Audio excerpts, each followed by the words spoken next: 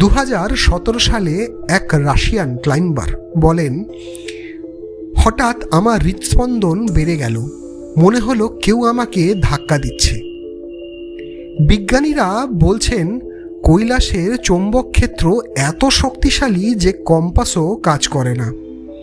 আর এর গ্রানাইট পাথর দেখতে একদম পিরামিডের মতো। কোথা থেকে এলো এই ডিজাইন? 52 কিলোমিটার হাঁটা, 3 দিনের কঠোর সাধনা। তীর্থযাত্রীরা বলেন এখানে সময় থেমে যায়। কেউ বলেন আমি শিবের ডুমরু শুনেছি। কিন্তু সাবধান, ডোলমা লা পাসে অক্সিজেন প্রায় শূন্য। যারা নিয়ম ভাঙেন তাদের জন্য কি অপেক্ষা করছে? কিন্তু তার